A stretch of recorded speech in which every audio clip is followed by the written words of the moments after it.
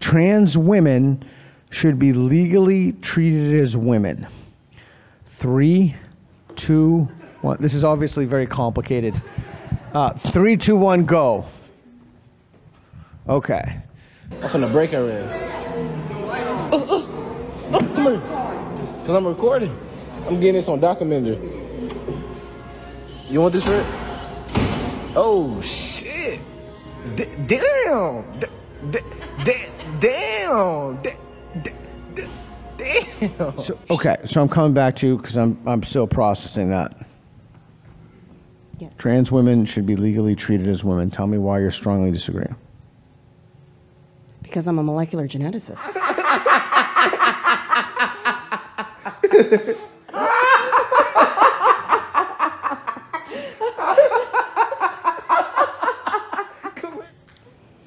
Well, I'm not even sure. Everybody else is clapping. Okay, so tell me what that, because I count on my fingers. I know nothing about genes. Being male or being female is a developmental process. You can't go backwards. Okay. So you can't change your sex. Like, you cannot do that. And the truth is that currently in California prisons and prisons in other parts of the country, women are getting impregnated by other women. And there's just no way that, I mean, this is against the UN. Don't quote me, regulations. When, after World War II, there was like I don't remember what body came up with this statute, but it was against, I believe it was the Hague. You cannot house female prisoners with male prisoners because they get raped. And that's happening today. And it's not in the news. It's not in the common news. Okay. But I know about it. So this is a one-of-a-kind piece. There's no other one like this particular one in the world. And you can see the tracks go this way. And it's really cool because it records much more accurately than... Oh. So that's the argument for... So I just want to make sure I'm clear about this. So your argument is because you have domain-specific expertise as a molecular geneticist, and then the legal component of that is you're grounding that in your experience of what a man is and what a woman is. Yeah, yeah. I'm sorry, this bothers me so much. You are angry. I am angry, that's a sin! Correct. Throw that beer away right now! No. Throw it away! No! Throw it away! Stop! No! Throw it away! No!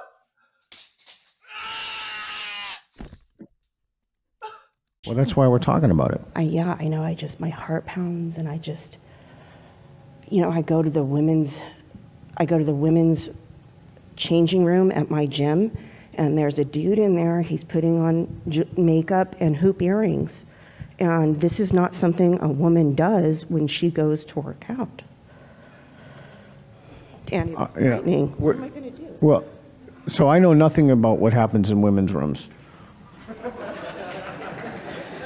So that's behavior is not common in women's rooms? No, nor do women beat each other to death. What's fucking good? What's good? Damn. But men do. And it's so sad that women have internalized misogyny to the point where the man's comfort takes precedence over the woman's safety. There's a reason why they don't want to be in men's prisons, because men beat each other to death. Women don't do that. Oh! Oh! Back on her, back on her.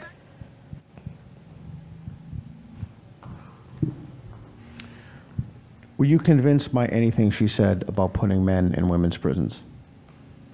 I have a rebuttal. Please. With all respect too, because I'm an aspiring molecular geneticist, I want to say that your argument is really geared towards men identifying as women. But what about the other way around? Women identifying as men. So you're asking her if she, I want to make sure I got this right. So you're asking her if she has a problem with women going into men's prisons. Yeah, or men's changing rooms, going to gyms. Women cannot force a pregnancy on a man. You buying that?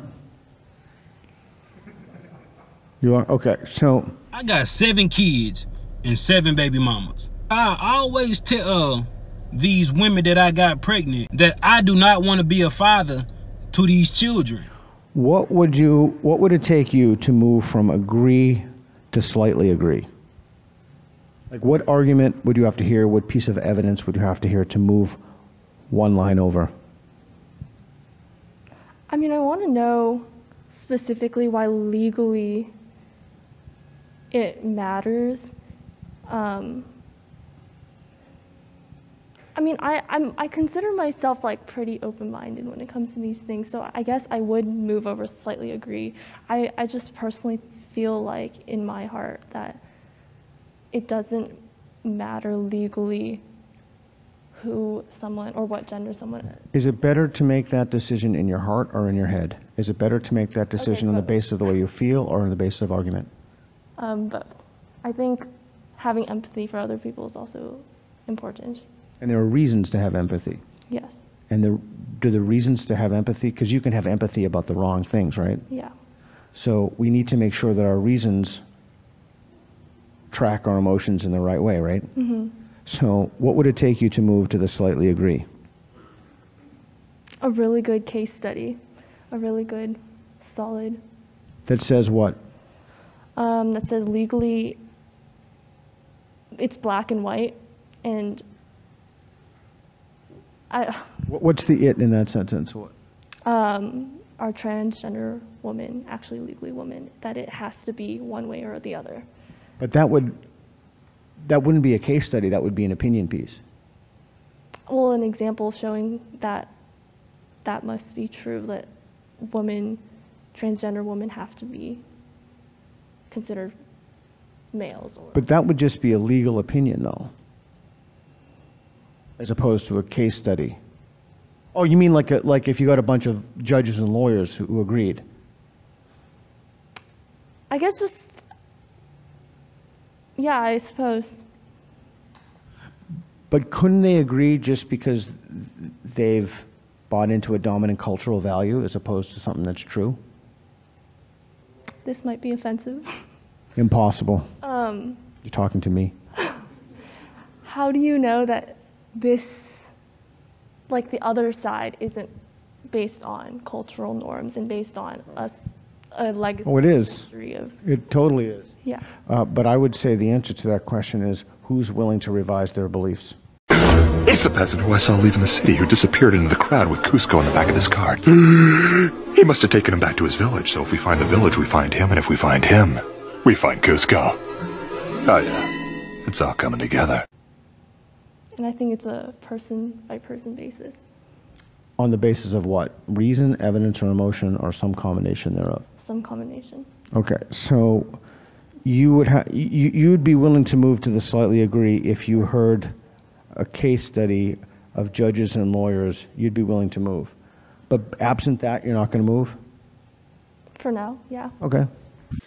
Hey, Peter, you want to see my paginas? I don't know. Anytime. Is anything anybody has said moved you to strongly disagree or to slightly disagree, or are you still going to be on your line? It's 100% fine if you are, but... I'm pretty good here. Are you confident that this is the right line? Sure. I mean, like I said, there's these pretty clear cases where the distinction really matters. And then there's these other situations where I think most people, it doesn't hurt anybody. Right. So that's, okay. Yeah. So that's why you're on the disagree. Yeah. What evidence would it take for you, just one piece, and I don't want to spend too much time on this question, but what evidence would it take for you to go to one step to the right or one step to the left? What would you have to know that you don't know now? That someone would get hurt. Chris Hartman, he, him pronouns, executive director of the Fairness Campaign. There's not much of my voice left, or me left today, after wrangling more than 300 Kentucky fairness and LGBTQ rights supporters in the Capitol yesterday. I know you saw them. I certainly know you heard them. But I know you saw them. And I know you saw our young people. Perfect, whole, divine, made in the image of God, who are terrified that you will take away their basic dignity and respect. And to do it in front of Karen Berg is a sin and a shame. We loved her son, Henry, who came up here. The reason he had to come up here in the first place when he was 15 years old, 15 years old, interning for the Fairness Campaign as a high schooler, was to testify against a bathroom bill. Wearing peas, you're legislating where these people can survive. And I'll tell you what, they can't. They cannot with the slate of hate that you all have introduced this session. The suicide rates are outrageous. You know it. You seem to not care. Not a one of you have talked about it. What is the intent of this bill? What is the point? I'll send you all the Journal of Adolescent Health article that I referenced last time so that you all can have it before you vote on the floor today. To know once again that nearly 50% of our queer kids have thought about suicide and nearly 20% of the trans kids have attempted it. And that just having one place where they are respected for who they are will reduce that chance of suicide by more than 50%. Shame on you all. If someone's driver's license, for example, was changed, if there's evidence that there's harm would come of that, I would move to. But you already gave, you already gave two examples, like Fallon Fox in MMA, or Leah Thomas in swimming. Those are reasons why I'm happy to be here. Now, if changing your driver's license also caused harm, I would move to strongly disagree. So if there's more. Okay, that's okay. Yeah, got it. Okay, okay, I got it. Okay, what would cause you? What, if anything, would cause you to move to the disagree? And is there anything you heard here tonight that would convince you to move one line over? It's okay to say no. I'm just trying to figure this out. No, I have figured it out. And you're confident? I am as confident as I am that this is my hand in front of my face instead of yours. There is absolutely, this is the most insane thing that has ever happened to me in my life, that women are feeling now. And that, you know, as for the driver's license thing, if a man who has transitioned, has F on his driver's license, and then he gets arrested, they're going to put him in a cell with women. And his hands are stronger, his body is stronger, and he can beat that woman to death. Fair enough. Yeah. No, that's wow. Wow. Now we need you. Wow. Wow, hold on. You can come next. Wow. So what you're saying is a good case for why we should maybe have a category that specifically says trans woman, not just female suddenly, right? So the designation is, you know, this person is not male anymore. They don't, you know, they've whatever lost their parts and have done hormones and transitioned as far as they could, right. But they're still not male fully, or you know what I mean, they're still not a woman that are trans women. It's like a separate category. Okay. So and then so you know, when it comes to sports, again, there's. So you moved. You moved. Okay, I'm going to do another, but I want to go say that. So he was convinced enough from disagree to strongly disagree based upon her one example.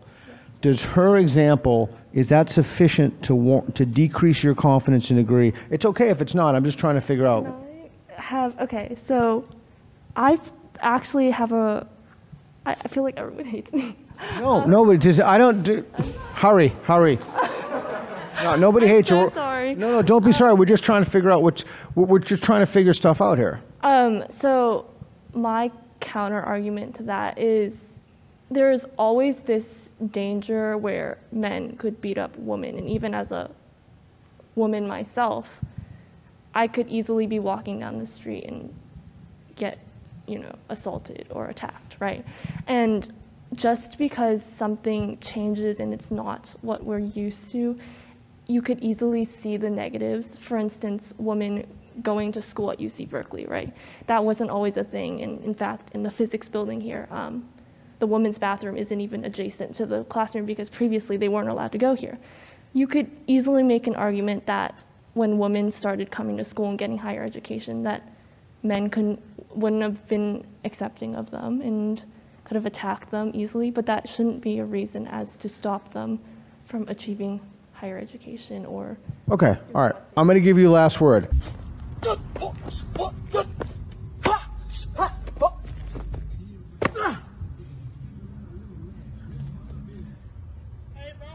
Huh?